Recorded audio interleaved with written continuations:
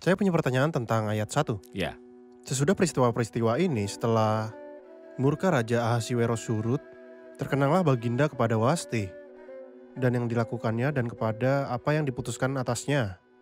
Apakah mungkin untuk menafsirkan kata-kata raja bahwa ia menyesali keputusan yang dia buat sebelumnya? bisakah ini dianggap sebagai penyesalan dari pihak raja atas keputusan yang dia buat terhadap ratu? Tentu saja dia menyesali apa yang terjadi, khususnya 4 tahun berlalu sejak perjamuan yang dia usir Ratu Wasti pada akhirnya. Selama 4 tahun ini dia pergi berperang melawan Yunani, tapi dia dikalahkan dan kembali. Jadi dia di dalam suasana hati yang buruk dan kecewa. Istrinya tidak ada di sana dan dia menyesali apa yang telah dia lakukan. Dia merindukannya, jadi dia sangat membutuhkan seorang istri. Benar, Namun dari sudut pandang berbeda, silakan.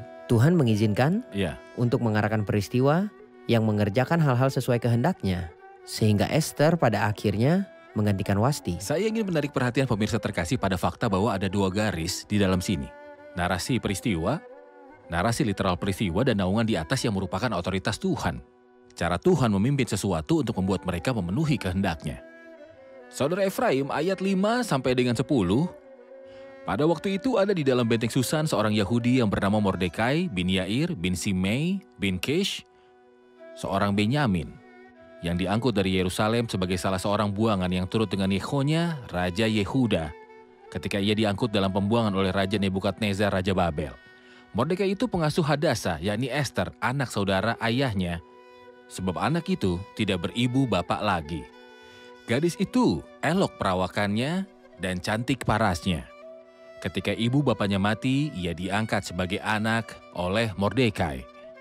Setelah titah dan undang-undang raja tersiar, dan banyak gadis dikumpulkan di dalam benteng Susan, di bawah pengawasan Hegai, maka Esther pun dibawa masuk ke dalam istana raja, di bawah pengawasan Hegai, penjaga para perempuan.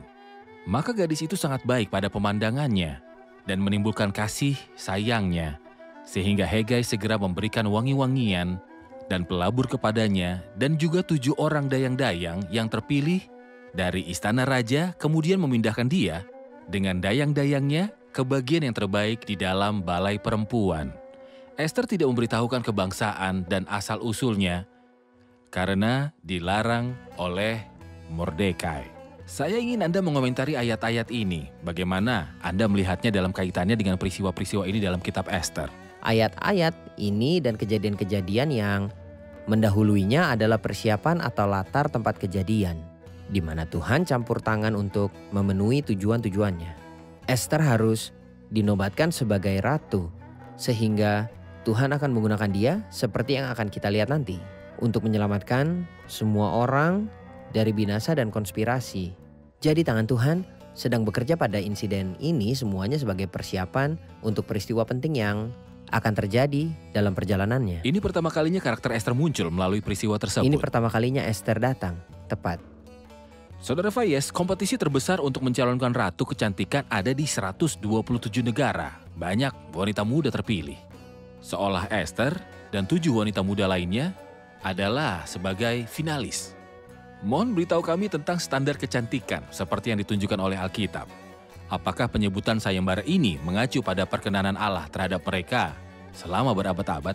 Tentu saja ini sarana manusia yang konyol, yang berjalan dengan baik, dengan pola pikir beberapa orang. Tapi ini bukan cara agar Esther menjadi seorang ratu. Dia menjadi ratu menurut kehendak Tuhan yang memenuhi tujuannya. Itu sebabnya ada kata yang diulang sebanyak 3 kali yang beritahu kita bagaimana Esther menjadi seorang ratu. Kata kebaikan diulang 3 kali dalam ayat 9, 15, dan 17. Esther memenangkan hati Hegai yang bertanggung jawab atas balai perempuan. Ayat 15 memberitahu kita bahwa Esther menangkan hati semua orang yang melihatnya. Kemudian ayat 17 mengatakan bahwa dia mendapatkan kasih karunia dan perkenanan di hadapan raja. Dalam bahasa Ibrani, kata perkenanan adalah kata yang sama dengan keindahan. Jadi saat kita membaca bahwa Tuhan Yesus Kristus semakin dikasihi, apa artinya ini? Itu berarti dia tumbuh dalam keindahan. Sekali lagi kita baca dalam 90 bahwa kiranya kemurahan Tuhan Allah kami atas kami. Apa artinya kemurahan di sini? Ini berarti keindahan yang diberikan oleh Allah kepada orang beriman menjadikan mereka sangat indah. Ini adalah keindahan ilahi. Keindahan seperti itu. Perhatikanlah bunga bakung di ladang. Namun aku berkata kepadamu, Salomo dan segala kemegahannya pun tidak berpakaian seindah salah satu dari bunga itu. Ini adalah keindahan alam yang dihasilkan dari karya Allah dan kasih karunia Tuhan. Siapapun yang menang Esther menemukan bahwa dia sangat-sangat cantik. Siapa bertanggung jawab untuk itu? Tuhanlah yang membuatnya tampak cantik. Kepada siapapun yang melihatnya, Tuhan memberinya kompensasi karena ayah dan ibunya telah meninggal. Dan dia tidak memiliki siapapun untuk membesarkannya, jadi dia memberinya kompensasi ilahi. Dia memberinya kompensasi fisik dengan membuatnya sangat cantik. Dia memberinya kompensasi emosi dengan mengirimkannya seorang pria yang saleh, Mordekai, yang membesarkannya, dan kompensasi spiritual dengan membiarkannya dibesarkan dengan cara terbaik yang pernah ada. Bahkan ketika dia pergi ke balai perempuan, dia melakukan semua yang Mordekai ajarkan kepadanya. Jadi kompensasi ilahi ini adalah rencana Tuhan untuknya. Ini bukan tentang kontes kecantikan, bukan tentang pakaian atau kecantikan atau keanggunan atau berdiri di depan cermin bahwa dia mungkin menjadi seseorang. Tidak, itu rencana ilahi untuk menghormati seorang wanita muda yang menghormati Tuhan.